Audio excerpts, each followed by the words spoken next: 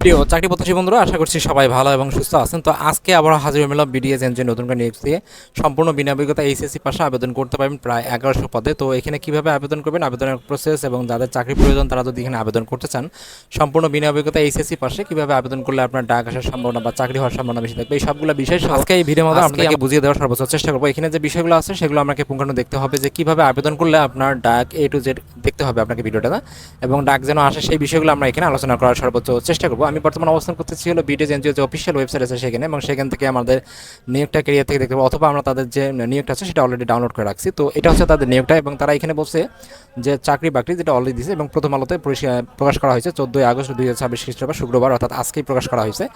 প্রথম যেটা আছে তারা এখানে বলছে যে এরিয়া ম্যানেজার এখানে তারা নেবে কিছুজন, এবং এখানে 38 বছর পর্যন্ত বয়স, এবং তারপর যেটা আছে পদের নাম হচ্ছে ম্যানেজার অডিট, এবং এখানে বয়স সর্বোচ্চ হচ্ছে 35 বছর বয়স। এখানে আপনার বেতন হচ্ছে 42,000 থেকে 45,000 টাকা প্রথম অবস্থায় যেহেতু এত থাকবে, এবং পরবর্তীতে 45,000 টাকা হবে। এখানে বৈধ ড্রাইভিং লাইসেন্স থাকতে হবে। 3 নম্বর যেটা পদ আছে সেটা হচ্ছে ম্যানেজার, যেখানে অনেকে আবেদন করার সর্বোচ্চ চেষ্টা করবেন, এবং তারা এখানে বলছে যে আপনাকে 35 বছর সর্বোচ্চ হইতে হবে।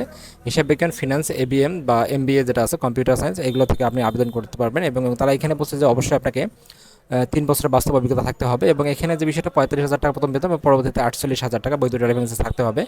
তারপর যেটা আছে হলো শাখা ম্যানেজার, আমাদের 4 নম্বর যে পদটা আছে সেটা হচ্ছে শাখা ম্যানেজার। এখানে বয়স সীমা হলো 35 বছর পর্যন্ত। এখানে তারা বলছে যে অফিস ওয়ার্ড জানতে হবে, অর্থাৎ এমএস ওয়ার্ড যেটা আছে, এবং তাছাড়া এখানে 2 বছরের বাস্তব অভিজ্ঞতা লাগবে। প্রথম অবস্থায় বেতন হচ্ছে আপনার 38,000 টাকা, পরবর্তীতে 40,000 টাকা, এবং বৈধ ড্রাইভিং লাইসেন্স সহ এখানে যে থাকতে হবে আপনাকে। তারপর হচ্ছে 5 নম্বর যেটা আছে হিসাব রক্ষক কাম যে সুপারভাইজার আছে, সেখানে 35 জন লোক নিয়োগ দেবে 35 বছর পর্যন্ত। এখানে তারা বলেছে যে অনার্স অথবা স্নাতক বা যেটা আছে অর্থাৎ অনার্স মাস্টার যেটা আছে সেটা হচ্ছে আপনি বাণিজ্যে পাশ করতে হবে, এবং কম্পিউটার জানা থাকতে হবে, অফিস ওয়ার্ডটা যেটা আছে, এক্সেল, পাওয়ার পয়েন্ট যেটা আছে, তারপর ওয়ার্ড, এই 3টা পারদর্শী হইতে হবে। যেহেতু আপনি অ্যাকাউন্টস পদে থাকবেন আপনাকে অবশ্যই প্রতিনিয়ত এটাতে উপরে কাজ করতে হবে, এবং যে ঋণ কার্যক্রমে যে হিসাব ব্যবস্থাপনা আছে উক্ত পদে 2 বছর বাস্তব অভিজ্ঞতা লাগবে, এবং এখানে বেতন প্রথম অবস্থায় 32,000 টাকা, পরবর্তীতে 35,000 টাকা, এবং বৈধ ড্রাইভিং লাইসেন্স থাকতে হবে। 6 নম্বর যে পত্র আছে সেটা হচ্ছে ফিল্ড অফিসার। এখানে আপনি স্নাতক অর্থাৎ ডিগ্রি পাশ করলে আপনি এখানে আবেদন করতে পারেন। বয়স সর্বোচ্চ হচ্ছে 30 বছর বয়স।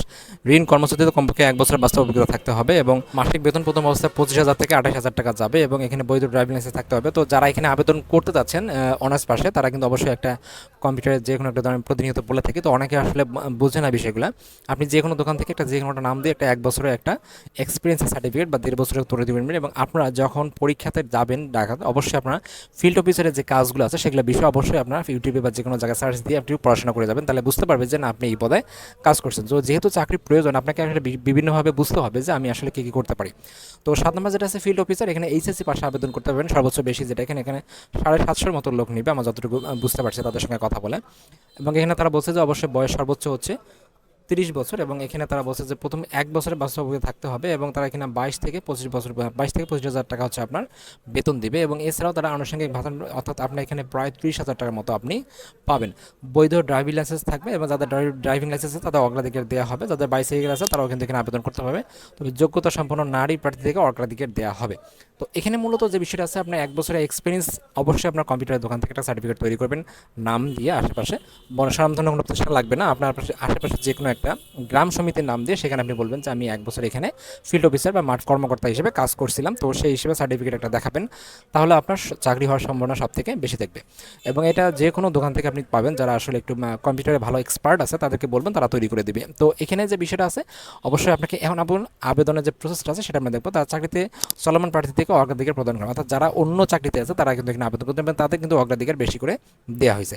তো আবেদনের জন্য আপনাকে আবেদন করতে হলে আবেদনকারী পূর্ণাঙ্গ জীবন বৃত্তান্ত অভিজ্ঞতার সনদ সহ সার্টিফিকেট সহ পূর্ববর্তী চাকরির সময় নিয়োগপত্র যদি থাকে সেটা দিয়ে দেবেন, স্থায়ীকরণের পর দিয়ে দেবেন, এবং যথাযথ নিয়মে অব্যাহতির যে পত্র সহ চাকরিতে প্রাপ্ত যে ডকুমেন্ট আছে এবং মোবাইল নাম্বার সহ আবেদন পত্র আগামী 17/9 অর্থাৎ 17 সেপ্টেম্বর 2026 তারিখের মধ্যে আপনাকে আবেদন পাঠাতে হবে। তারা বলছে যে মানব সম্পদ বিভাগ, বিডিএস ভবন, 5 সদর রোড, বরিশাল ঠিকানায় কুরিয়ার অথবা সরাসরি অথবা ডাকযোগে পেমেন্ট করতে যে কোনো মাধ্যমে।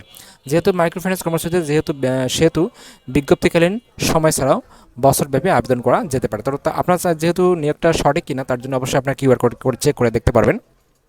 এখানে যে বিষয়টা বলছে অবশ্যই আপনি একটা সুন্দর আবেদনপত্র লিখবেন, একটা সিভি লিখবেন A to Z, যেখানে রেফারেন্স থাকবে, এবং তাছাড়া সিভিতে উল্লেখ করবেন 1 বছরে যেটা আপনি তৈরি করবেন না সার্টিফিকেটটা সেটা দিয়ে দিবেন, এবং যে সার্টিফিকেটটা তৈরি করবেন সেটা ফটোকপি অবশ্যই দিয়ে দেবেন। এবং এখানে যে বিষয়গুলো আছে সেটা হচ্ছে যে আপনার হলো সার্টিফিকেটের সাথে সার্টিফিকেটগুলো, মডার্ন ভোটার আইডি কার্ড, এগুলো যে বা এনআইডি কার্ডের যে কপিগুলো আছে, মোবাইল নাম্বার সহ এই সবগুলো ডকুমেন্ট একসাথে করে আপনি একটা খামে পাঠাবেন। অবশ্যই খামের উপরে যে পদের নাম সেটা কিন্তু অবশ্যই উল্লেখ করবেন, প্রেরক প্রাপক সুন্দরভাবে উল্লেখ করবেন মোবাইল নাম্বার সহ।